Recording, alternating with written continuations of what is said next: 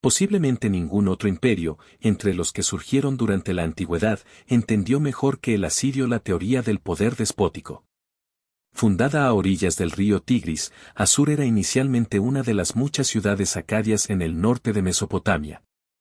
Tradicionalmente su fundación se fecha en el siglo 25 a.C., aunque la mayor parte de su pasado está envuelto en misterio. A finales del siglo 24 a.C., los asirios se convirtieron en súbditos de Sargón de Akkad, quien unió a los pueblos semitas, acadios y sumerios bajo el imperio acadio. Tras conseguir su independencia en el segundo milenio antes de Cristo, la ciudad de Asur extendió su dominio hasta conformar el llamado Imperio Antiguo. También fue conocido como Subartu, Siria, en griego antiguo, Asiria, en latín. En su momento de máxima expansión, durante el Imperio Neoasirio, Asiria controlaba un territorio que hoy comprendería, parcial o totalmente, los países de Irak, Siria, Palestina, Israel, Jordania, Líbano, Turquía, Irán, Arabia Saudita, Egipto, Kuwait, Chipre, Armenia, Azerbaiyán y Georgia. ¿Cómo fue que esta pequeña ciudad-estado se convirtió en uno de los imperios más poderosos de la antigüedad?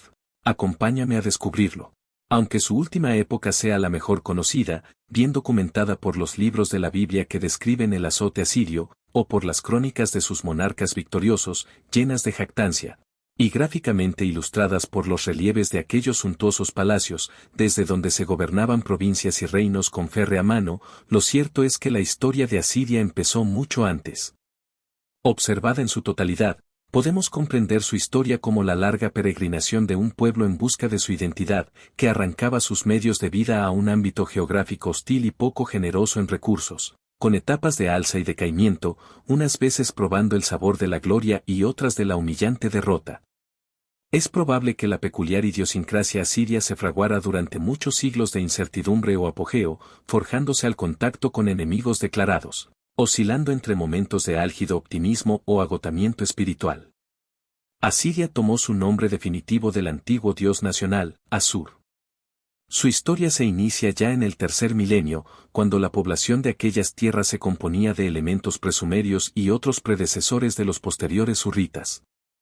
También desde el sur los acadios aportaron influencias culturales y lingüísticas.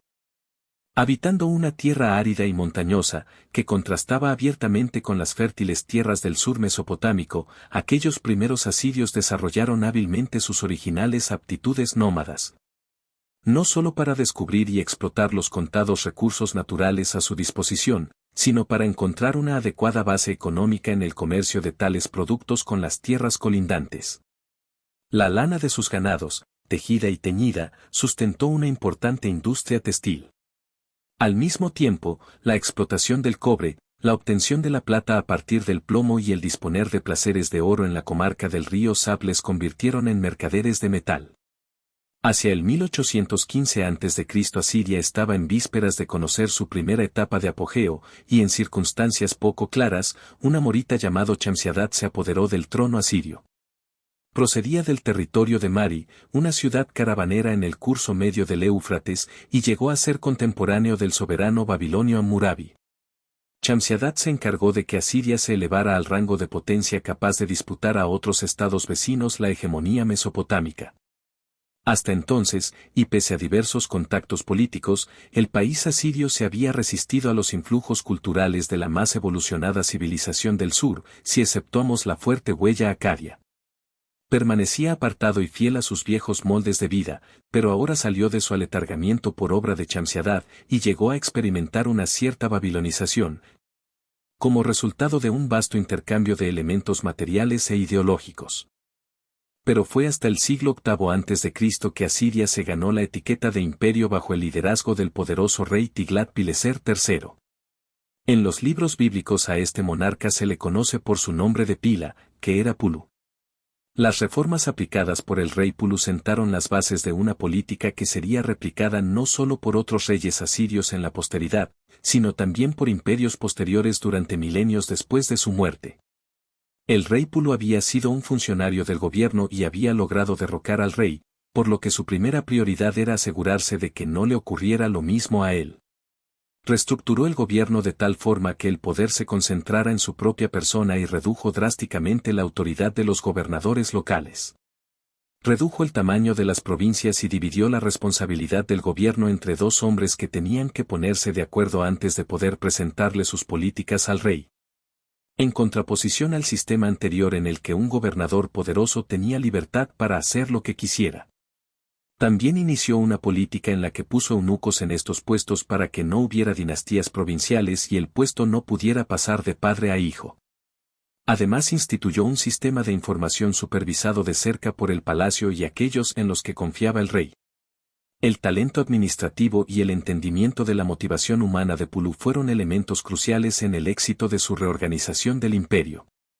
Como jefe militar este monarca también demostró mucha habilidad.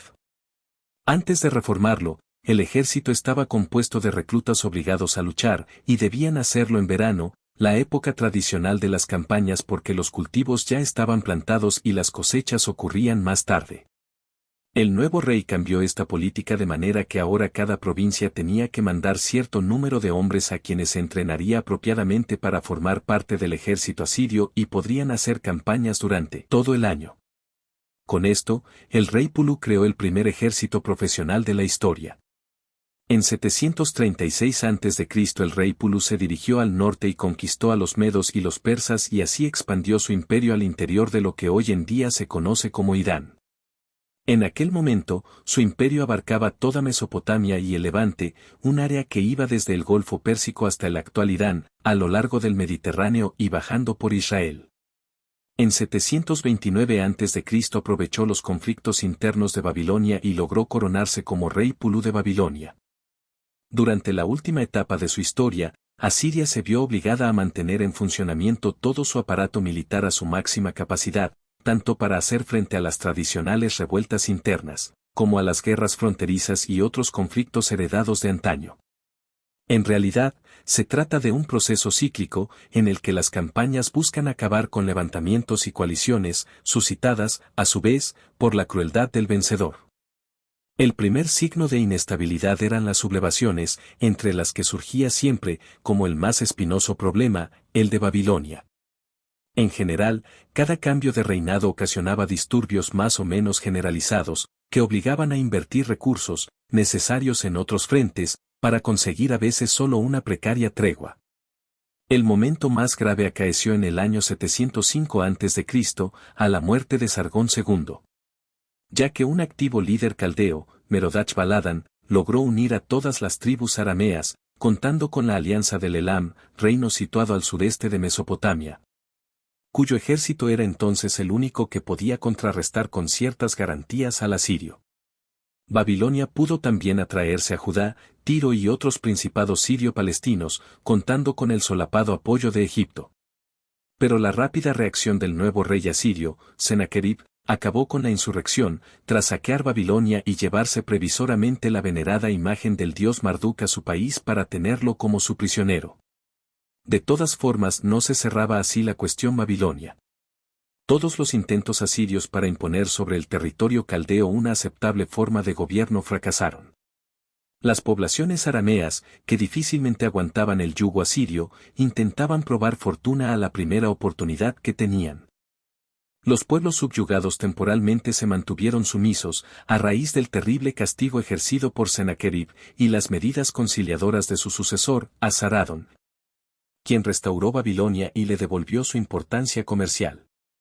Pero la herida no se cerró nunca y al final fue una de las causas de que el imperio asirio se gangrenara. El legado que recibió el último gran soberano asirio, Asurbanipal, no le presagiaba futuras grandezas. El último siglo como Estado fue para Asiria una etapa que encerraba una creciente lucha por la supervivencia ante otras potencias cada vez con mayor auge. Se tenían terribles problemas dentro, y poderosos adversarios fuera. Al erudito Asurbanipal le ocurrió lo que siglos más tarde al emperador romano Marco Aurelio. Hombre dado al estudio y la lectura, tuvo paradójicamente que emplear muchas horas de su vida en el campo de batalla para mantener la cohesión de un Estado que empezaba a agrietarse.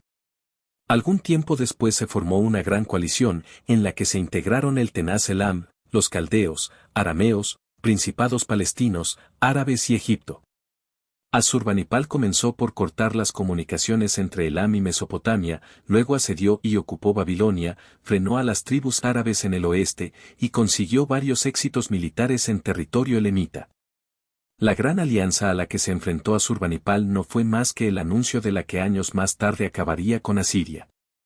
Largos siglos de destrucciones, saqueos, deportaciones, ejecuciones, etc., habían ido creando en todo el mundo próximo oriental una profunda atmósfera de odio y deseos de venganza contra el terrible dominador.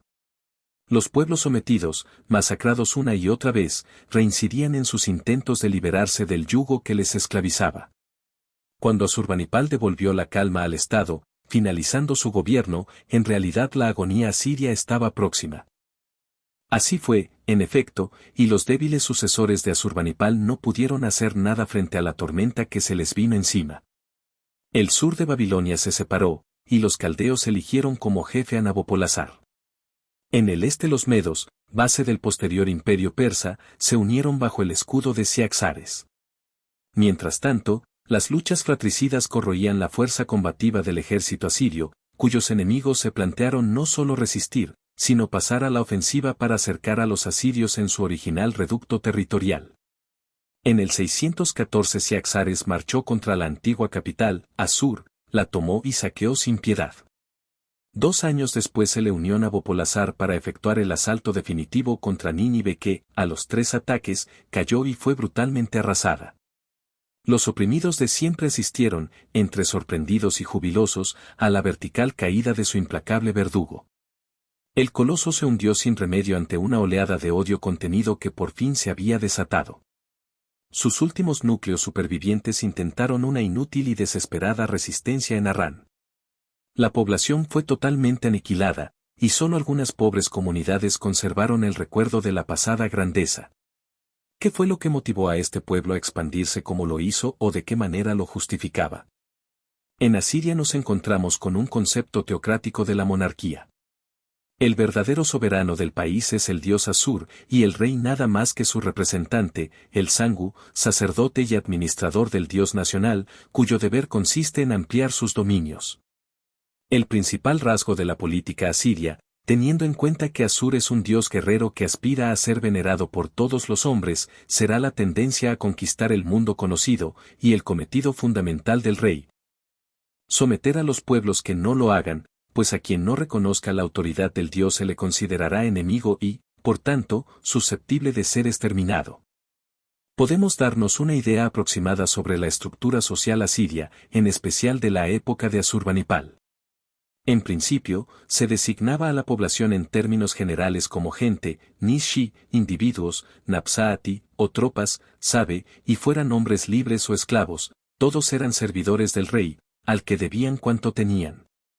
Así se tratase de un general o de un esclavo, todos eran urdu, servidores esclavos. Todo el imperio servía al monarca y éste, a su vez, al dios nacional. Con todo, estos servidores se dividían en estamentos.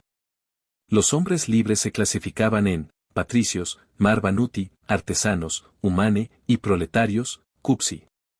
La marbanuti era la clase noble, el alto funcionario y sus miembros formaban las casas principescas seleccionadas por el rey.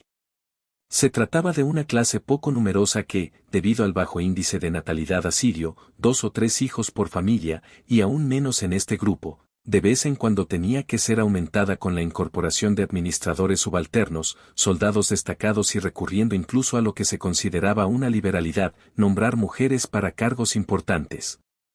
Los funcionarios de rango inferior como los escribas, tupsarru, y los artesanos, conformaban el grupo de los humane, el más numeroso de los que practicaban una profesión determinada. Estaban obligados a pagar impuestos y a prestar servicio militar, circunstancia esta última de la que podían librarse los marbanuti enviando a un esclavo en su puesto. Los cupsi formaban el pueblo bajo, la base del colonato y del ejército. Grupo con recursos limitados, con pequeñas parcelas de tierra, se obligaba a realizar diversas prestaciones al Estado. No puede decirse de él que necesariamente viviera en malas condiciones ya que toda una legislación social los protegía, cuidando del sustento de viudas y huérfanos. Su bienestar era el índice de la fuerza del Estado y, Por esto, los reyes se preocuparán de mejorar sus condiciones de vida introduciendo nuevos cultivos y herramientas, y haciendo trabajos de utilidad pública como canales de riego. Además, la realeza tenía la obligación divina de luchar contra los animales perjudiciales para los campesinos, por lo que dejará muestras de su actividad en el arte y la literatura. Por debajo de los hombres libres estaban los esclavos, cuyo signo externo de condición era la cabeza rapada y las orejas agujereadas. Esta clase estaba formada por pequeños campesinos asirios que, al no poder pagar sus deudas, con frecuencia gravadas por un interés del 50%, se vendían a sí mismos o a sus hijos. También se incluían personas traídas del extranjero, aunque no hay noticias de traficantes especializados en este comercio. La gran mayoría eran prisioneros de guerra. Todos ellos, pese a constituir un bien vendible, tenían personalidad jurídica y podían casarse con libres, poseer otros esclavos y propiedades y realizar cualquier transacción. Pero al mismo tiempo que poseedores eran poseídos, por no ser frecuente la manumisión, y como, a su muerte, todo pasaba al dueño, estos no eran partidarios de dejarlos libres. A pesar de su abundancia eran caros, y la esclavitud no constituyó el factor decisivo en la producción agrícola. El número de esclavos particulares no excedía de 30 en los grandes dominios. Lo mismo ocurría en la ciudad, pues los artesanos no empleaban más de 3 o 4, así que la mayoría eran repartidos entre la administración y los templos y se les ocupaba en las grandes obras imperiales. En Asiria alcanzaron gran importancia algunos dioses venidos de fuera, especialmente de Babilonia, entre los más conocidos, Marduk, que junto con su hijo Nebo, el dios de la escritura, siempre tuvo muchos partidarios. Además de dioses foráneos, muchos de tipo cósmico, aparecen otros locales cuya influencia depende del poderío de su ciudad, entre los que sobresale Asur, dios de la ciudad y el país a que da nombre. Y que para algunos investigadores es, junto con Marduk, un epíteto de otra divinidad ya olvidada.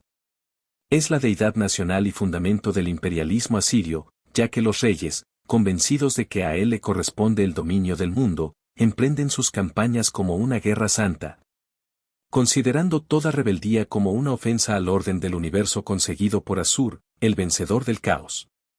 Cada ofensa merece un castigo y prueba de que esto se llevaba a cabo son las fanáticas matanzas dirigidas a restaurar el orden roto. El dios se convierte en un instrumento político, y basta que sea reconocido por un pueblo sometido para que se pueda seguir adorando a los dioses propios. Además, era fácil aceptarlo, teniendo en cuenta la semejanza de cultos y que no interfería en otros ritos. Con todo, la supremacía de aquel duraba mientras era mantenido el poder militar. Aparte de la religión oficial, merece la pena adentrarse en la mentalidad asiria para hacernos una idea de cómo pensaba el pueblo común. Uno de sus rasgos característicos era estar predispuesto a creer en poderes sobrenaturales. El asirio ve a los dioses manifestarse en los fenómenos de la naturaleza y cree que estos influyen directamente sobre él, lo que le conduce a un total fatalismo y a una práctica fanática de la religión. Sin razonamiento deductivo piensa que un fenómeno natural es la causa del siguiente, y esta idea de destino, entendida a la vez como fatum cósmico, explica la importancia que para este pueblo tienen los oráculos y la proliferación de adivinos y videntes, Baru, que, estudiando el hígado animal, el vuelo de las aves o la caída de una gota de aceite y su reflejo, debían responder con certeza a cualquier consulta sobre un acontecimiento de interés. Práctica que tendría como principal consecuencia la paralización de decisiones e impedirla seguir una clara línea política. El asirio se siente dominado por los espíritus, algunos buenos y en su mayoría malos, son causa de enfermedades y desgracias, y contra ellos solo vale la brujería. Como prevención llevaban amuletos monstruosos basados en el principio de que lo igual previene lo igual, pero, además, existía toda una gama de exorcismos para combatirlos. Estos textos mágicos lo primero que mencionan es al demonio causante, pues si no se conoce no tiene efecto el encantamiento.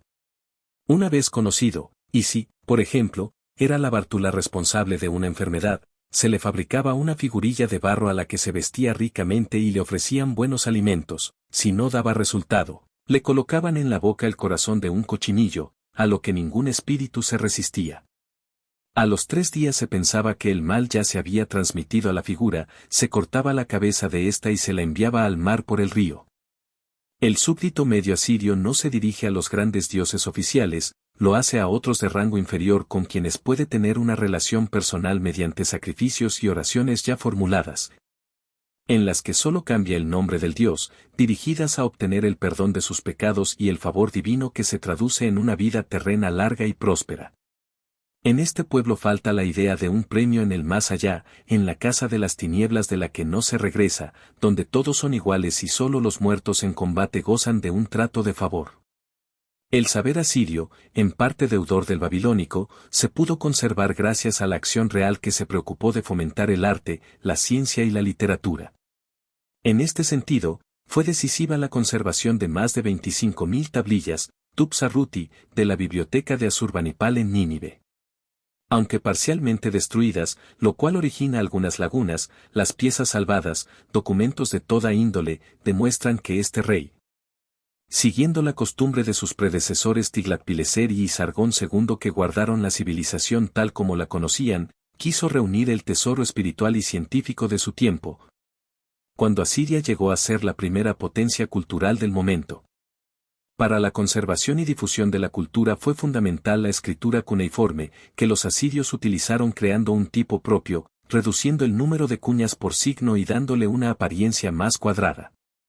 Pero para llegar a esto fue necesario un aprendizaje, por lo que aparecen escuelas, no solo en Asiria, sino también en colonias comerciales como Kanish, donde además de la lengua propia se enseñaba sumerio, básico para escribir en caracteres cuneiformes. Gracias a este trabajo se ha beneficiado la filología, pues pudieron conservarse el sumerio y otras lenguas como el arameo. En cuanto a las materias recogidas en las bibliotecas palaciegas, nos encontramos en primer lugar con que gran parte de la literatura asiria es una copia adaptada de la babilónica.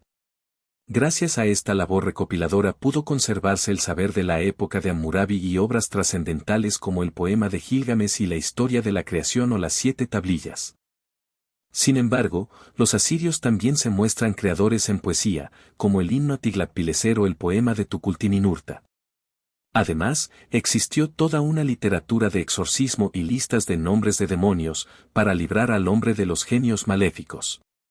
Con respecto a las ciencias, la observación constante del asirio, caracterizada por su falta de interés por la especulación, dio lugar a la recogida de datos que, tomados por pueblos como el griego, llevaron al conocimiento de causas y efectos en astronomía y medicina. Sobre esta última poseían un amplio vocabulario fisiológico, e incluso llegaron a estudiar los síntomas de algunas enfermedades y a elaborar remedios para dolencias cotidianas como la tos. En química no pasaron de fabricar tintes y esmaltes. Sin embargo, la física sí se desarrolló en grandes obras de ingeniería, canales excavados en roca y elevadores de agua. En matemáticas conocieron las raíces cuadrada y cúbica, teniendo esta ciencia admiradores como Asurbanipal, que se vanagloriaba de poder resolver difíciles ejemplos de división y multiplicación. Si te gustó este video, por favor regálame un like y suscríbete. También te invito a ver mis demás videos de historia. Muchas gracias.